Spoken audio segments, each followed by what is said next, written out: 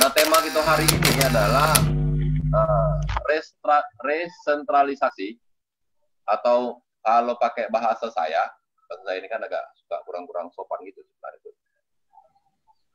Pengambilan paksa kembali kewenangan, nah, kira-kira kayak gitu. Pengambilan paksa kembali kewenangan yang dilakukan oleh pusat melalui DPR RI dengan godam undang-undang. Nah, undang-undang yang paling muncul sekarang ini adalah yang sudah legal versinya DPR itu adalah Undang-Undang Mineral dan Batubara. Saya belum tahu tuh penomorannya, kayaknya belum ada itu. Ini nanti Pan bisa menjelaskan kepada kita seperti apa mekanisme sebuah penyusunan undang-undang, karena tidak semua paham tentang itu. Satu lagi sebenarnya yang sedang dibahas dan agak cukup kencang gonjang-ganjingnya adalah Omnibus Law. Nah, Omnibus Law ini ada banyak klaster, 12 klaster kalau saya tidak salah jumlahnya itu. Dan semua klaster itu sebenarnya punya keinginan bagaimana mengambil kewenangan-kewenangan daerah untuk ditentukan langsung oleh pusat. Misalnya soal tata ruang, soal pariwisata, soal pendidikan, walaupun pendidikan sebenarnya beberapa waktu terakhir ini kan beberapa bagian sudah diambil kayak perguruan tinggi. Nah, ini sekarang ini pendidikan tuh mau diambil semua sama mereka. Pertanahan tuh mau diambil semua juga sama mereka. Termasuk untuk menentukan kawasan ekonomi khusus. Pokoknya hal-hal yang berhubungan dengan pemanfaatan ruang, pemanfaatan manusia itu akan diambil oleh. Terus apa gunanya daerah kan? Nggak ada gunanya daerah itu. Jadi, kalau memang ini akan diambil semua oleh pusat. Nah, kemarin sebenarnya saya juga sempat baca ada di berita ini ada di Go Riau gitu. Ada satu orang pakar hukum UI, dia sarankan DPR lanjutkan pembahasan Omnibus. Nah, yang dia sampaikan itu soal sistematika perundang-undangan, yaitu Omnibus itu dikenal di sistem perundang-undangan kita. Saya agak bingung juga, ini namanya Teddy kan, Dr. Teddy. Saya agak bingung juga apa maksudnya si Teddy ini gitu.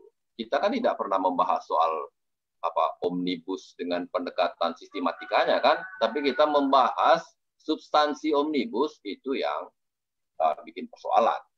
Itu sebenarnya. Dan dalam kerja-kerja kampanye kan nggak mungkin pula kita bilang Omnibus tidak boleh dibahas bagian ini. Kan nggak mungkin kayak gitu. Kapan orang bisa terimanya? Dalam kerja kampanye pasti ruangnya yang akan kita bungkusnya itu yang akan kita sampaikan kepada publik. Itu beberapa hal yang agak mengganggu dalam urusan resentralisasi. Nah, yang pertama saya ingin bertanya dulu ke Ivan ya, karena ini berhubungan dengan kebijakan. Tolong kasih jelas kepada kami gitu, mengapa sepertinya pusat itu punya keinginan kuat sekali untuk mengambil beberapa hal penting yang ada di daerah gitu. Dan apakah instrumen yang mereka gunakan itu sudah legitimasi material maupun formil. Kira-kira begitu, Pak. Silakan, Pak. Sebelum masuk ke substansi bicara soal kewenangan pemerintah daerah, kan tadi bicara topik kita hari ini adalah resentralisasi. Tidak memberikan pengetahuan kita bersama sebenarnya proses perundang-undangan tahap saat ini sebenarnya adalah tahap pembahasan rencana undang-undang. Jadi undang-undangnya belum disahkan, tapi rencana undang-undang perubahan undang-undang minerba ini sudah disahkan untuk dibahas. Itu dulu. Menarik, Jadi, menarik. Ya. Nah, kalau bicara kenapa undang-undang ini kemudian riwayatnya seperti apa, memang undang-undang ini adalah tidak ujuk-ujuk juga nyampe pada di tahun 2020 ini langsung keluar RUU-nya juga tidak. Start awalnya memang di 2018 dan kemudian di 2019 juga dengan berakhirnya periode DPR RI 2014-2019, maka ini menjadi PR-nya DPR yang baru periode 2019-2024 ya.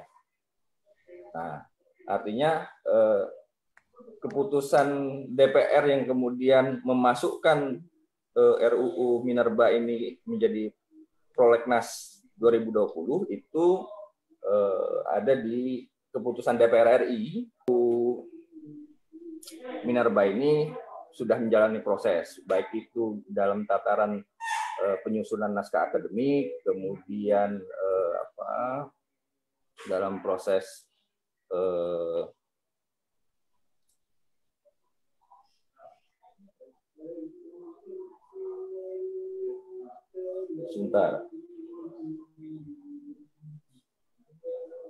konsultasi publik. Nah, sehingga pada tahapan sekarang ini kemudian masuk pada yang pembahasan untuk disahkannya undang-undang.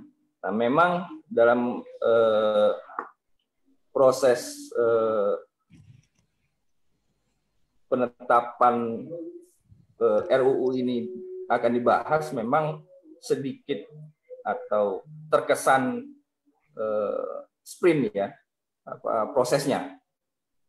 Mulai dari di bulan Januari sudah ditetapkan masuk dalam prolegnas 2020, kemudian hampir 1 bulan, karena catatannya di 2019 RUU ini belum dilengkapi dengan daftar inventaris masalah yang kemudian harus dilampirkan pemerintah kepada DPR.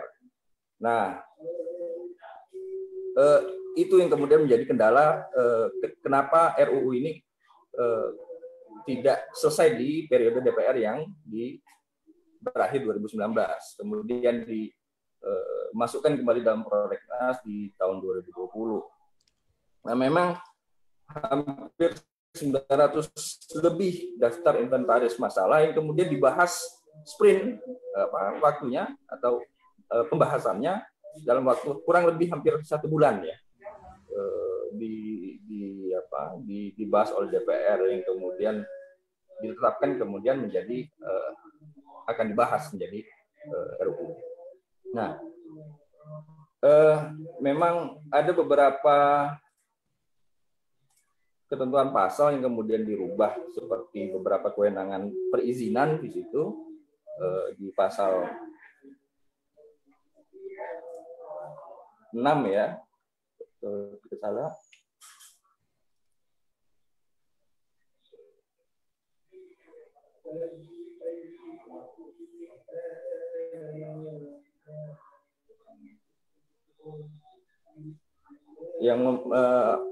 Yang di awal di Undang-Undang Nomor 4 2009 ada kewenangan pemerintah daerah kemudian mengeluarkan izin usaha pertambangan, yang kemudian hari ini dengan rancangan Undang-Undang Minerba itu kemudian kewenangan pemerintah daerah itu diambil alih lagi oleh pemerintah atau pemerintah pusat.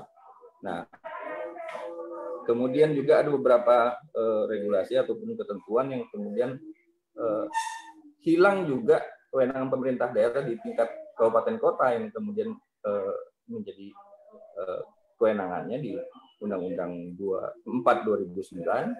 Kemudian juga dalam RUU ini juga mau tidak mau juga harus dihilangkan, karena beberapa kewenangan pemerintah daerah itu ditarik kembali oleh pemerintah pusat dalam proses perizinan. Nah, Kemudian juga yang paling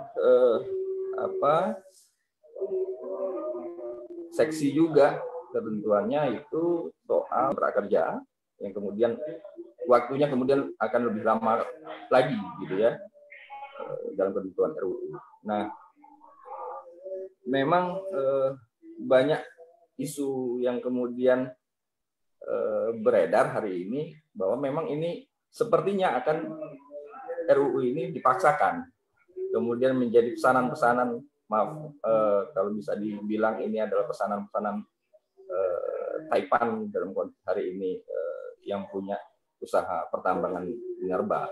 Nah, karena memang sedikit agak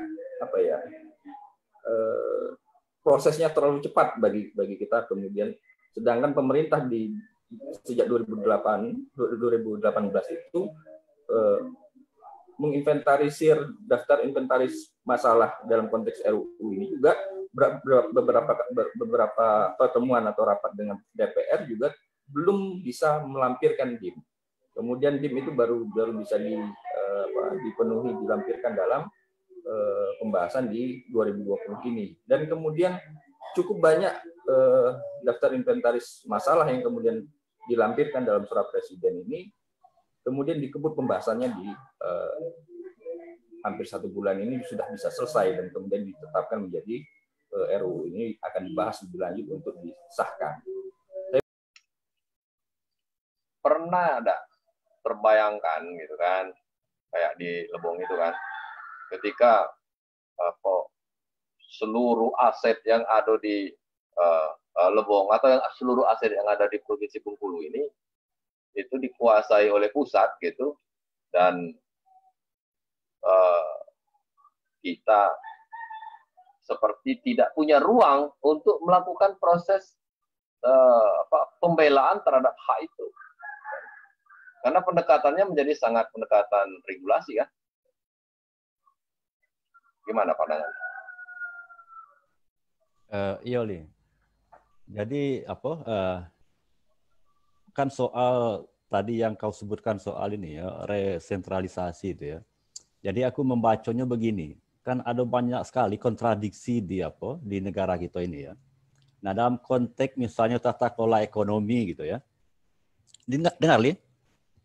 Halo? Halo?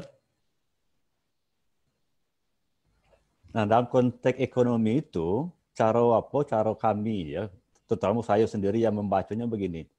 Dalam konteks ekonomi itu kan jelas itu kontradiksinya bisa kita baca gitu ya di pasal 33 itu ya, yang ada 3 ayat.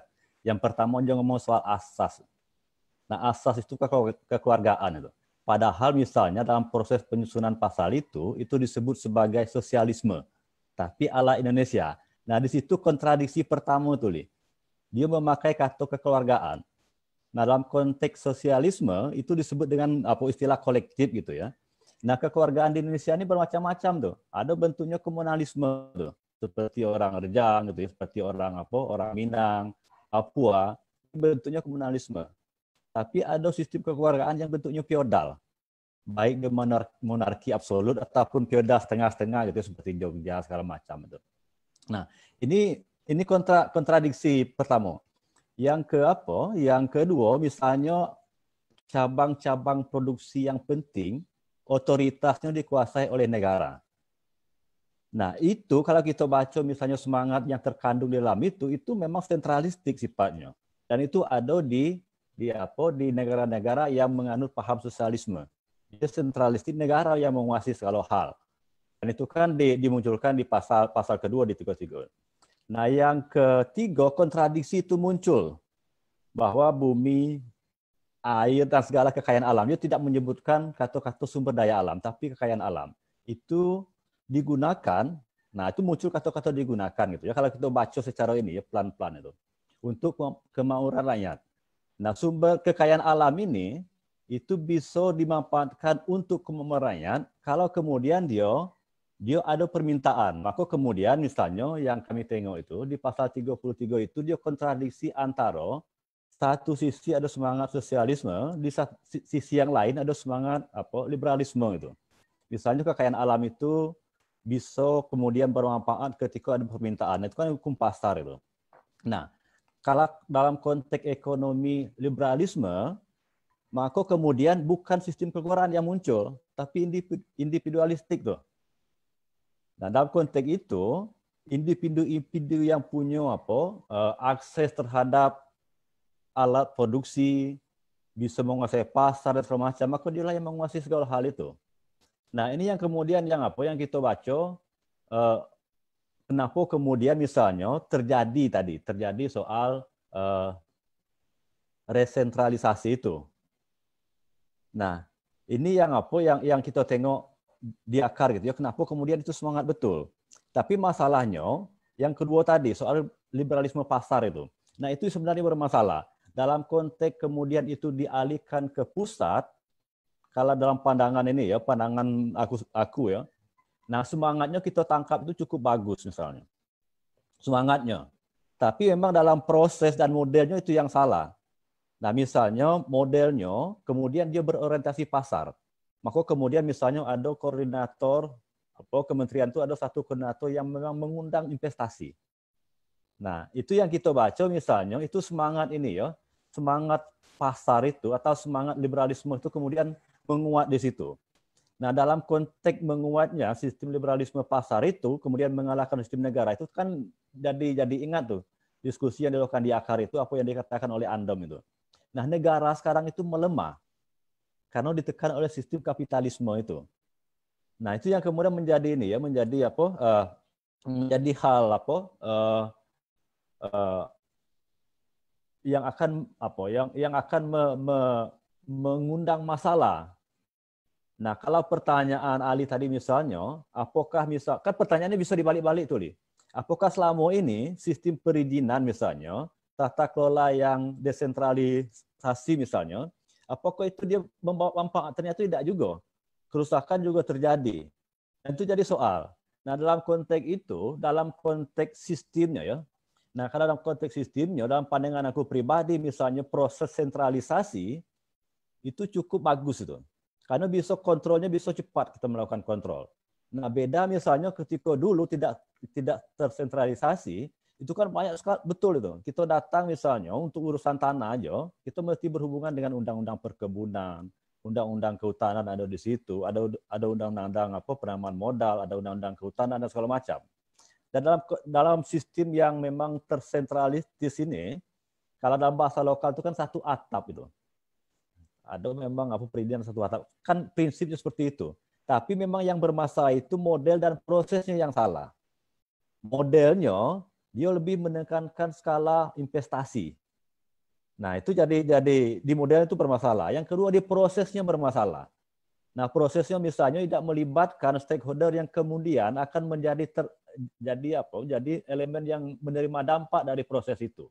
Urusan sumber daya ini kan urusan perang nih, ya kan? Urusan penguasaan sumber daya itu adalah urusan kompetisi. Siapa yang mempunyai kekuatan dalam menguasai sumber daya, dialah rajanya. Faktanya kan kayak begitu. Bagaimana misalnya Eka Cipta, aku agak suka-suka juga sebut nama misalnya gitu kan. Ketika dia menjadi penguasanya dengan sinar emas itu, dialah rajanya. Bagaimana misalnya kalau dulu ada Lim Sio Leong, ya kan? Ketika dia menguasai, yang baru meninggal ini siapa? Bob Hasan, Raja Kayu, ya kan? Nah terus faktanya ketika proses delegasi yang disampaikan oleh Ivan tadi, ada banyak kelompok yang lain yang menguasai sumber daya ini. Nah proses penguasaan sumber daya yang cukup banyak ini, walaupun kalau untuk undang-undang, kalau untuk mineral dan batu bara 70% deposit batu bara di Indonesia ini dikuasai oleh 7 perusahaan besarnya itu kan. Tapi dikuasai oleh cukup banyak orang, yang 30%-nya itu dikuasai oleh cukup banyak orang dan dia tersebar dan itu mendapatkan legitimasi dalam sebuah peraturan, itu membuat tindakan kesewenang-wenangan dalam tanda petik itu yang dilakukan oleh korporasi selama ini itu agak tertahan. Itu yang dalam bayangan saya. Bukan dalam artian tidak ada proses pengerusakan, ada banyak pengerusakan. Undang-undang otonomi daerah dengan diberikannya kewenangan kepada bupati itu juga bikin persoalan baru kan ketika izin tambang ada di bupati itu kan, bupati jadi raja kecil tuh, ya kan, jadi raja kecil dan suka-sukanya dia itu kan. Tapi bukan karena bupatinya bermasalah terus izinnya dicabut, saya melihatnya bukan itu jalan keluarnya, ya kan. Nah, terus sekarang melihat izin bukan karena persoalan ada gangguan pada tingkat daerah gitu maka izinnya ditarik lagi kepada ke level nasional. Karena kita sudah punya pengalaman menjalankan agenda-agenda yang berhubungan atau yang berpijak kepada sentralistik dan hasilnya itu adalah revolusi. Hasilnya adalah reformasi. Nah, terus kita mencoba masuk dalam proses delegasi seperti yang disampaikan oleh Ivan tadi. Kan? Ini kan sebuah apa nih? Sebuah exercise yang coba kita kerjakan. Nah, saya tidak melihat negara ini sedang bereksersis dengan undang-undang mineral dan batu bara ini. Karena kenapa? Ketika dia melihat, oh ternyata kita salah. Dulu kan ada kesalahan. Bukan sebuah sistemnya atau bukan sebuah mekanisme peraturannya yang bermasalah. Karena orang juga pakai omnibus kan. Orang ada juga yang pakai sentralisasi kan. Orang ada juga yang pakai negara bagian kan. Gitu-gitu loh. Ya. Tetapi ketika sesuatu yang sudah kita coba dan itu bermasalah, terus kita coba ke sistem yang lain, dia juga punya masalah, bukan dalam arti dia harus kembali lagi ke sistem yang pertama. Oh ya, saya mau ini dulu, ada postingan dari ini, kawan kita, Satro. Dia bilang satu, undang-undang minerba yang baru ini mengabaikan atau tanpa ada monitoring dan evaluasi atau persoalan dampak pertambangan yang berjalan. Misalnya di Bengkulu ada banyak perusahaan yang rapor merah oleh KLHK. Secara konstitusi, resentralisasi melucuti proses demokratisasi dalam jalan otonomi daerah, desentralisasi, yang berjalan ke depan dan memperbesar konflik sumber daya dan pengerusakan lingkungan karena otoritas daerah tak kuat melakukan kontrol SDA. Ya, poin pentingnya seperti yang saya bilang tadi. Gitu. Nah, jangan kita bolak-balik gitu kan. Dalam ini frame berpikirku gitu ya, frame berpikirku gitu kan. Ketika proses sentralisasi dianggap gagal dan muncul revolusi berbuah reformasi kayak begitu, terus pindah ke mekanisme desentralisasi gitu kan. Desentralisasi sedang mencari jati dirinya karena 98 2020 itu juga tidak cukup waktu sebenarnya untuk mencari sistem yang baik gitu. Terus ada proses kekhawatiran pusat karena orang sekarang mainnya besar-besar gitu, proses investasi bermainnya antar negara gitu. Dan masih mengalami hambatan pada tingkat daerah karena ada beberapa perizinan yang sifatnya harus dikeluarkan oleh daerah, beberapa mekanisme yang harus dikeluarkan oleh daerah gitu, dan itu dipretelin satu-satu. Nah, bolak-baliknya sistem yang digunakan oleh negara ini justru saya melihatnya adalah sebuah skenario yang dibangun gitu untuk membuat negeri ini tidak pernah bisa berada pada titik di angka 1. Jadi negeri ini akan tetap berada pada titik di angka 0. Bahwasanya proses penciptaan ketergantungan baik oleh korporasi maupun oleh pusat. Gitu. Itu kan tidak bisa cukup berharap banyak dari orang-orang yang akan menjadi penguasa di daerah ini kan. Sementara di sisi yang lain sebenarnya proses pembunuhan karakter, bahasanya agak sedikit ekstrim kan, pembunuhan karakter komunitas gitu kan, sehingga komunitas itu harus, kalau kita mau ngomong jujur sekarang ini kan, ya kan opini juga misalnya berkomunikasi itu dengan beberapa komunitas ini, yuk harus kita akui bahwasanya komunitas ini sekarang posisinya juga pragmatis. Urusannya juga untung rugi, ya kan? Pertarungan ideologi menyelamatkan sumber penghidupan rakyat agak bullshit juga kan, agak payah juga kita mendiskusikan itu kan. Jadi dan muncul gerakan, aku punya pengalaman 2016 sampai dengan sekarang, muncul pergerakan masif pada tingkat komunitas jika itu sudah berhubungan dengan urusan cupak tanahnya. Sudah berhubungan dengan materi mereka secara langsung. Soal misalnya, kan? Apa namanya itu tanah, misalnya, ya, kebun misalnya. Tapi kalau berhubungan yang tidak berhubungan secara material dengan mereka secara langsung, dan itu sebenarnya akan mempengaruhi dengan produktivitas, itu pergerakannya menjadi sulit. Artinya, kan, gerakannya masih ke gerakan yang pragmatis. Nah, kita belum baca atau belum bisa sekarang ini berpikir. Bukannya pesimis, ya. Aku masih agak membingungkan gitu. Misalnya kita mau head to head nih antara incumbent dengan wali kota gitu kan. Agak membingungkan gitu kan. Dan agak menyedihkan seperti yang kau bilang tadi gitu. Ketika DPR juga sebenarnya dalam hatinya dia komplain gitu. Tetapi dia tidak berani menyuarakan itu atau tidak mau menyuarakan itu. Nah, ini masuk sebuah ruang penghisapan ini, gitu kan? Sebuah ruang regulasi yang ditujukan untuk melakukan proses penghisapan terhadap sumber daya yang kita miliki. Yo, itu menjadi hal yang perlu kita dudukkan gitu lebih luas kan pada publik, pada rakyat korban gitu. Bahwasanya proses ini juga tidak memberikan jaminan akan baik. Oh, dalam konteks hari ini kalau bicara membawa keinginan kita atau aspirasi kita itu mau tidak mau kita harus masuk dalam proses pembentukan kebijakannya itu sebagai penentu atau paling tidak bisa mempengaruhi siapa yang kemudian punya kewenangan dan kemampuan menentukan kebijakan. Nah, artinya memang mau tidak mau ini harus dikawal gitu kan. Nah, lagi dikawal aja, ini kadang meleset. Apalagi kita lepas tangan, ya kan? Maaf ngomong cuma nonton di luar lapangan. Lagi kita masuk lapangan baik, kadang lewat kita nendang, gitu kan? Ditendang baik, tidak gol, kan gitu. Nah, artinya memang mau tidak mau harus berbagi peran sebenarnya dalam konteks bicara soal keinginan bersama gitu ya dalam konteks apapun itu gitu. Ada hal yang penting kita lakukan selain kita bikin pendidikan dan pengorganisasian itu, termasuk merespon yang Ivan bilang tadi. Silakan nih. Ya, jadikan kita ini di konteks luar gitu ya, dikenal dengan komunitas subpolitik. Jadi kita ini sebenarnya berpolitik, tapi memang kita bukan lembaga politik formal yang ada dalam struktur negara gitu ya. Dan itu kita nih, baik LSM, LBH segala macam gitu. Itu sebenarnya komunitas subpolitik.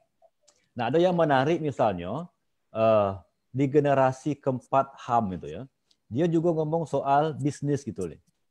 Nah, di situ disebut bahwa unsur pelanggaran HAM itu bisa dilakukan oleh negara, itu di generasi keempat HAM ya. Bisa dilakukan oleh negara, bisa dilakukan oleh korporasi, dan bisa dilakukan juga oleh komunitas-komunitas yang disebut sebagai subpolitik ini. Dan kita ini sebenarnya punya potensi untuk melanggar HAM. Kan gitu ini ya, kalau kita membaca secara ini ya, secara singkat di generasi HAM keempat itu. Nah, kemudian pertanyaannya, apa yang mesti kita lakukan sebagai komunitas subpolitik ini ke depan itu? Nah, aku pikir gini, terutama untuk berhadapan dengan masyarakat berisiko itu ya. Yang pertama yang harus kita kasih tahu, dan ini belum pernah kita kasih tahu nih. Yang pertama yang mesti kita tahu itu, sistem apa yang kita diskusikan ini itu harus sampai ke mereka. Dan kita menyampaikan secara detail dengan bahasa-bahasa yang mereka pahami itu. Itu sistemnya pertama yang kita kasih tahu. Yang kedua modelnya. Nah, sistem ini modelnya bekerja misalkan begini. Kalau sistem yang dibikin kapitalistik, maka modelnya kan mengeruk itu. Maka prosesnya menindas.